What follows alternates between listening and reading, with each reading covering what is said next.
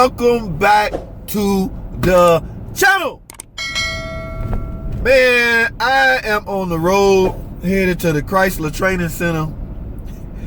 Ladies and gentlemen, y'all can't see the highway. 1, 2, 3, 4, 5. I'm on a 5-lane. Hear me now, 5-lane freaking freeway going 10 miles an hour. Now I'm coming to a standstill. Unbelievable Atlanta traffic.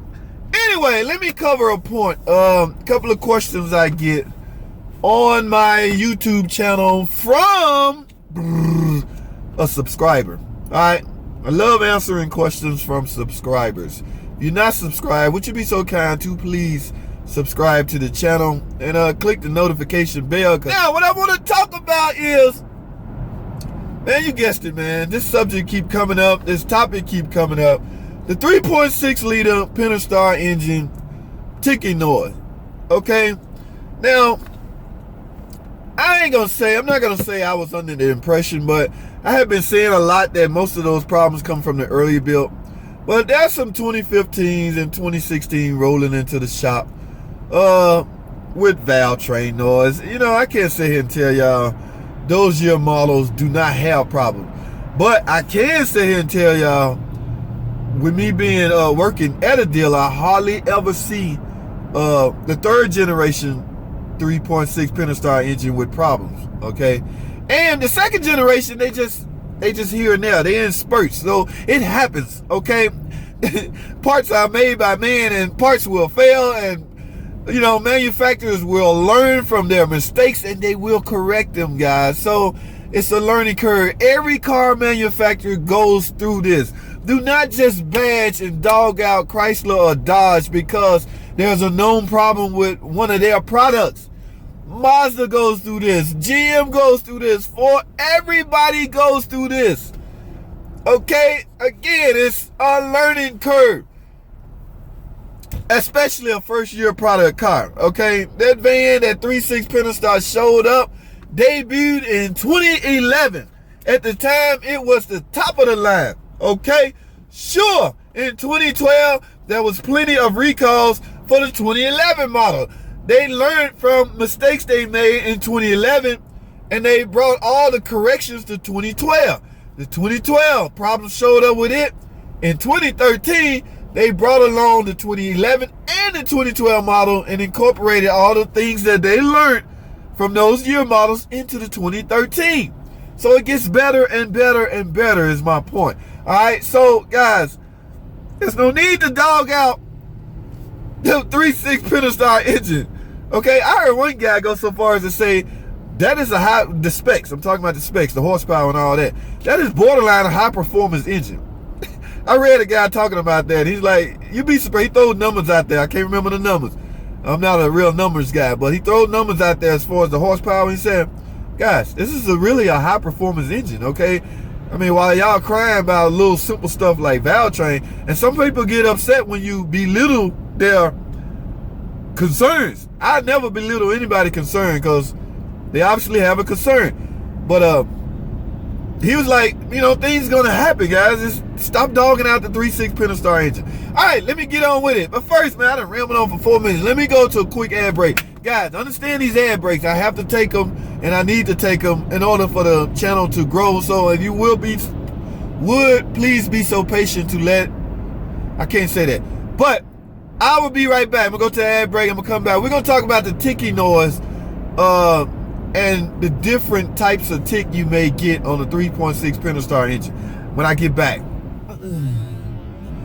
Welcome, man. Welcome back. Thanks for staying tuned. Thanks for, if one played fine, if one did, still fine. Thanks for hanging in there with me, guys. We're talking about ticking noise on the 3.6 Pentastar engine. Now, I get these questions all the time. There are different types of valve train noise. There are different types of valve train problems with the earlier built 3.6 Pentastar engine, okay? You may get a ticking noise that's constant, that goes on all the time. Just every time you start your car, it's ticking. You may get a ticking noise that only happens on a cold start, and it may go away after the engine warm up. You may get a ticking noise first thing in the morning that only lasts 3 to 5 seconds and it goes away. Okay? At any rate, to me, I'm entitled to my own opinion. To me, all of those are in some cases or in some ways are valve train related. Okay? So they are valve train related.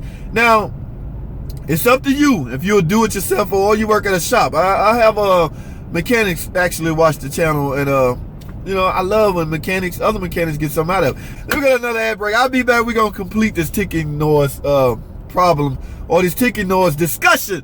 Okay, it's just a discussion. I'm driving. I'm not working on the car. I may stroll through some footage or some video or some images of the 3.6 engine while I speak on this, but I'm going off the cuff, guys. So if my English is broken, please forgive me. Now, I'll be right back. All right, guys, welcome back. Welcome back. We was talking about different kinds of noises that still, in my opinion, is valve train related.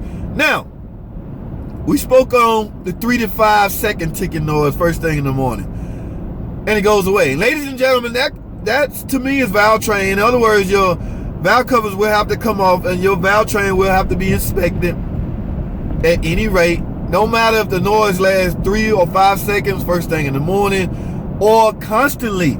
Ticking noise that lasts constantly, basically, in my opinion, going to end up being something broken. A rocker arm broken, has come apart, so that cam lobe is just essentially eating into that rocker arm. At this point, it's so worn, it's going to continue making a noise. Now, noise first thing in the morning, especially like 1 or 2 second noise, that is simply, especially over overnight soak or you haven't ran the car in a while, that is simply your oil making its way up to the valve train to lubricate the system like it's supposed to. Okay?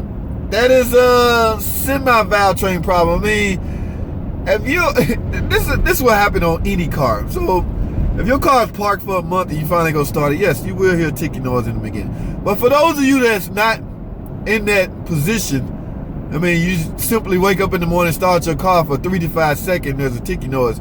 That is not normal, per se. I mean, I don't want to say the wrong thing. Some guru engineer get on here and blast me out. So look, now let me tell you a couple things that could cause some of this. Like I say, the dreaded rocker arm, broken rocker arm, yes, that could cause a constant ticking noise. That could cause a 5 second ticking noise. That can cause a 2 second ticking noise. It all depends on the position the car in or the state the car is in when it's running at that state. Okay, your valve train will have to come apart. Now, a ticking noise that lasts 3 to 5 seconds maybe and go away, that could be a cam phaser. Okay, now if you got a ticking noise and is accompanied by or accompanied with a cam sensor fault code, yes, one could assume the problem is coming from a phaser, a camshaft phaser. Okay, so now it's very hard because the cam phasers are not that expensive. They're fairly inexpensive.